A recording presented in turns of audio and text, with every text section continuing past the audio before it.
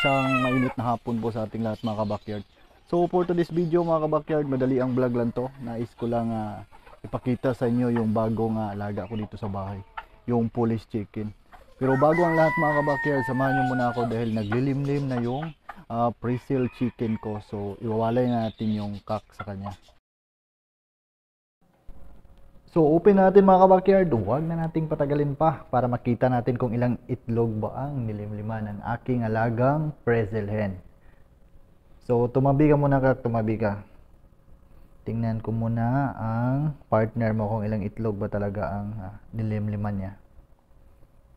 So ayan mga kabakyard, kinuha ko na yung hen para makita natin ng maayos ang kanyang itlog. So, 1, 2, 3, 4, 5, 6, 7, 8, 10, 11, 12, 13, 14, 15, 16, 17. So, mayroon po siyang 17 eggs mga kabakyard na nililimliman.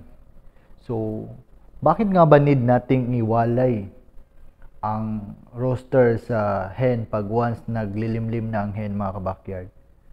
Unang-una mga kabakyard, need talaga nating iwalay ang roster sa hen para hindi sila maistorbo. Kasi pag once naglimlim na yung hen mga kabakyard, ayaw na yung magpabarako sa cock. Ang tendency po mga kabakyard, pag hindi natin iwinalay, maistorbo po talaga yung hen at saka may posibilidad po na malaglag o mabasag yung itlog mga kabakyard.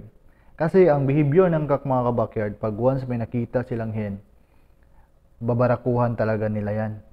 So, ang gagawin ko dito mga kabakyard, kukunin ko tong cock at saka may beacon naman ako na cage sa likuran, doon ko siya ilagay. Okay, natin siya sa likuran mga kabakyard.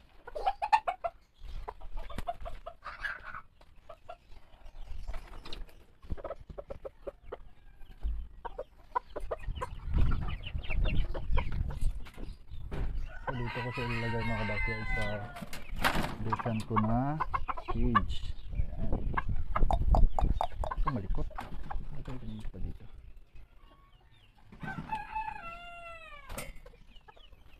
So, ayan na siya kabakyard. Dito ko siya ilagay. Sarado natin.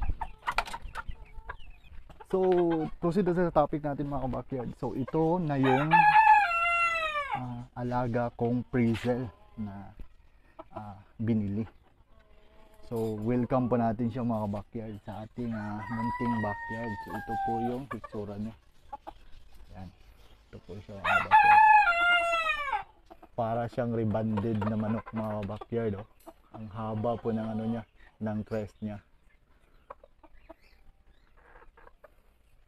So isa po siyang Polish chicken mga kabakyard. At ang kulay po niya ay tinatawag na silver lace Polish chicken. So ayan, ang ganda mga kabakyard.